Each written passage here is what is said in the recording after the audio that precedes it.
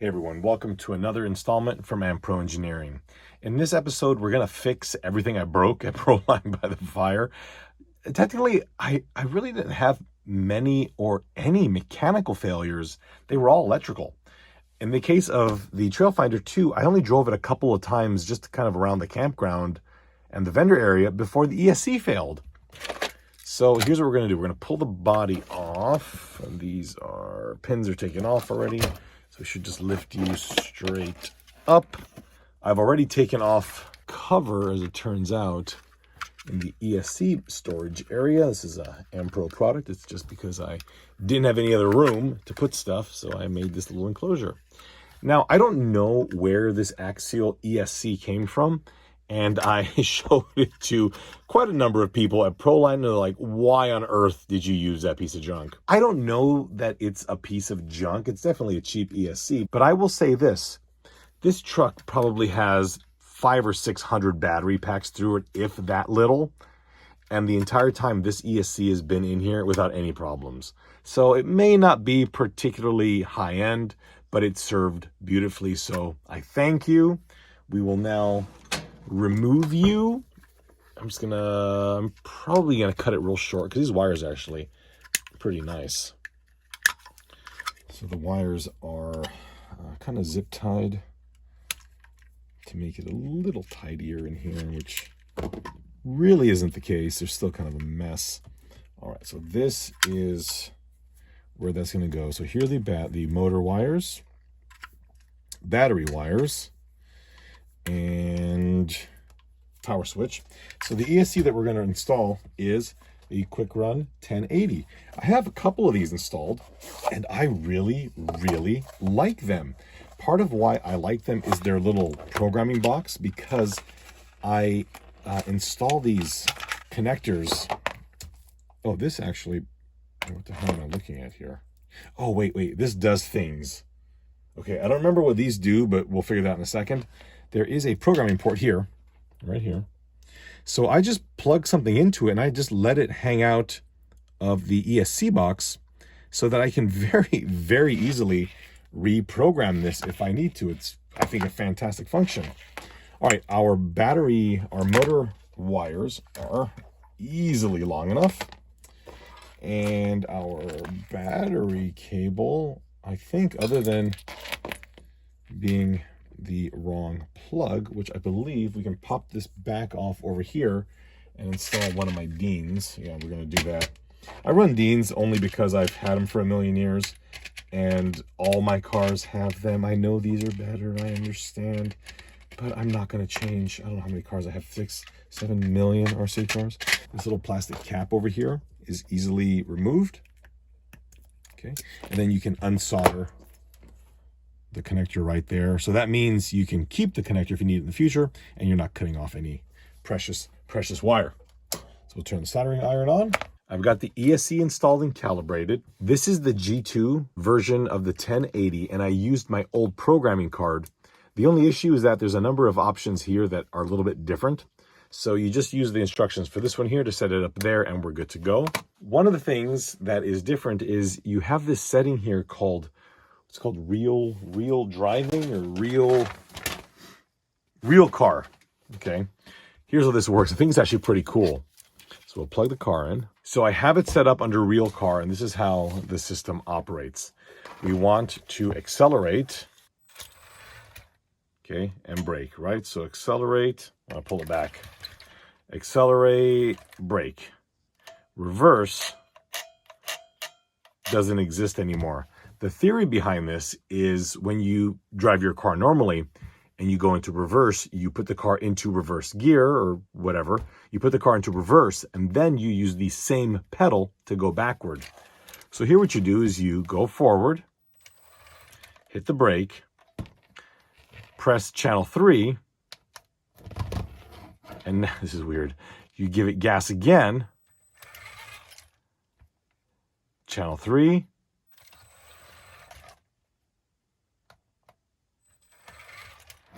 I'm deciding to give it a shot because I have been in situations where I'll accidentally go into reverse, and I think this would be a great way to do a reverse lockout.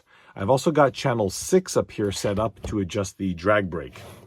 Really cool functionality here, so I'm excited to try this out. I'm noticing that I used to have inner fender wells and now they're not there, so I'm going to try and find those right quick. With the chassis fixed, I realized that my sun visor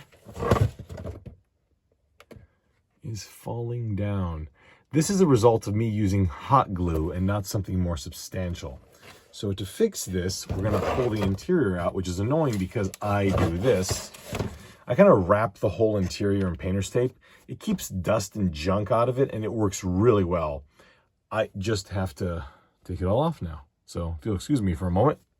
All right, well, while the interior was out, I gave it a little clean. I mean, it was pretty clean already. And then down here, you can see the visor assembly. I never bothered painting it in here. Maybe I should have done that. Now, in the case of this truck, nothing really broke, but there was a comment about the truck's performance. So Hemistorm, linked to his channel up here, came to visit for Proline by the Fire, but he didn't bring any cars. So I went ahead and threw him the remote to my beloved high lift. One of his first questions was, why on earth would you have a high lift? I understand that completely. But a more pertinent question was, why doesn't it steer? And I didn't have an answer for him. So what I want to figure out here is why the steering is so terrible. The first thing we're going to notice is it does have an aluminum ball-raced bell crank down here, which should help massively, but it really doesn't. So I'm curious if there is some sort of other issue. So I'm going to plug this in. He also told me that the drag brake needed to be set up better, so we can do that.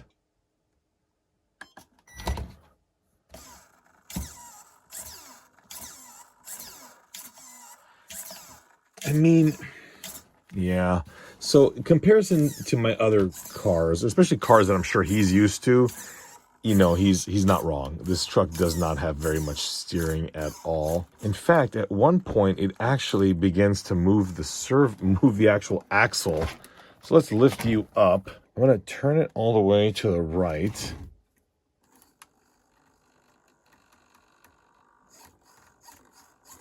So yeah, the axle definitely, it wants to steer more, but something is preventing it. So let's pull the front tires off. Let's turn the other way around. And once again, you know, it's trying to move the whole axle more than the actual wheels.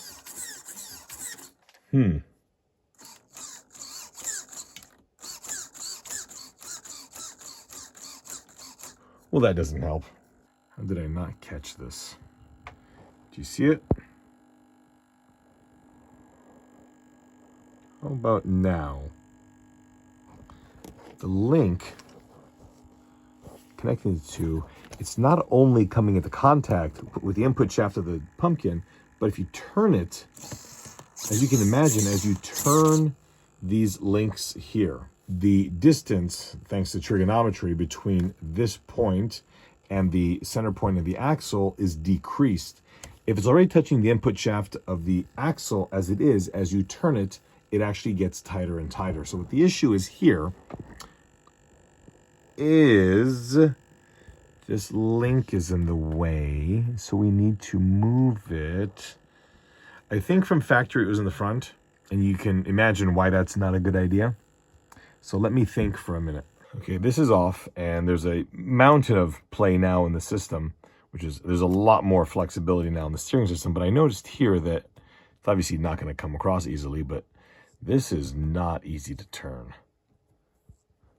I don't know why that is. Let's, I guess, take off the top and the bottom. So these are the shoulder screws that go here. There's a brass sleeve, then there's the knuckle, and then there's the shoulder screw that holds it all in place.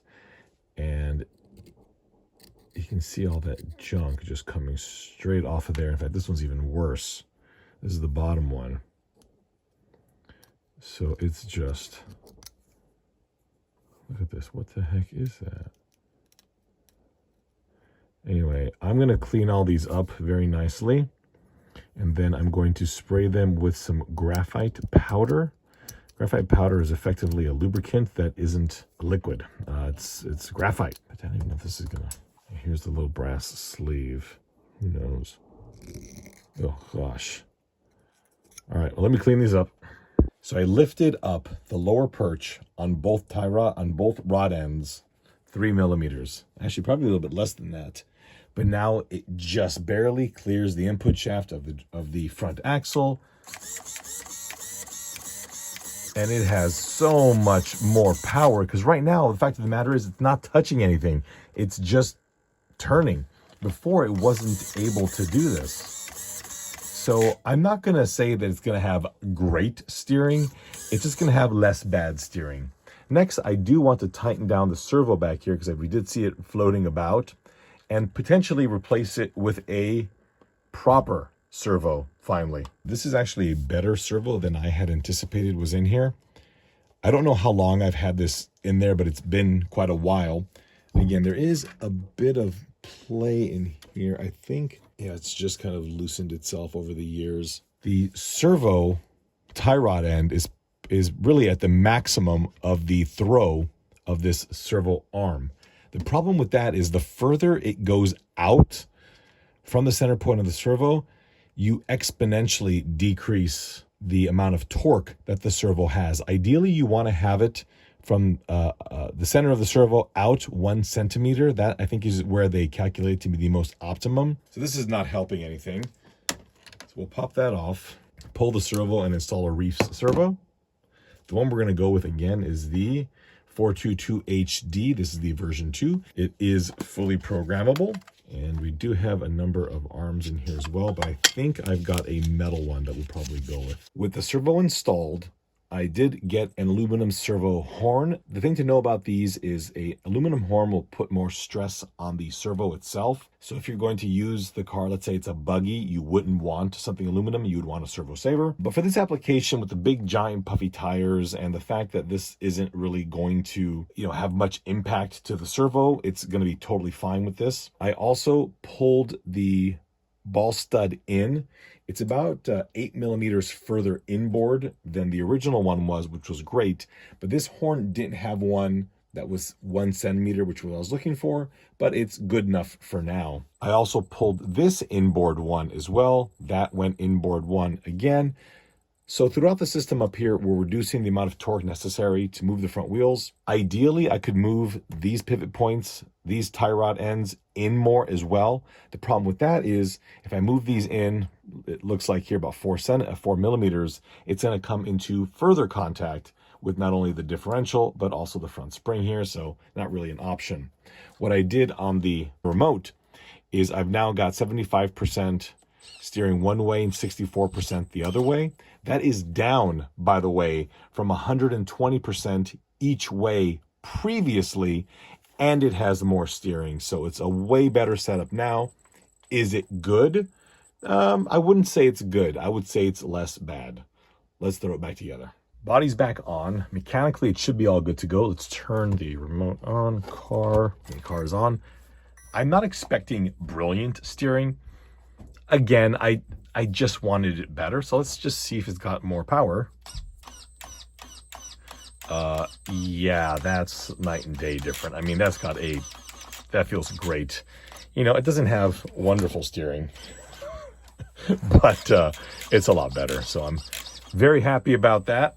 We'll call it done in a sec. The next thing I want to do, I'm going to take it off here, is I want to address a couple of these little scratches here. There's a few here and there. Obviously, all those scratches are just going to be areas where we're going to weather it a bit. So that's what I'm going to do.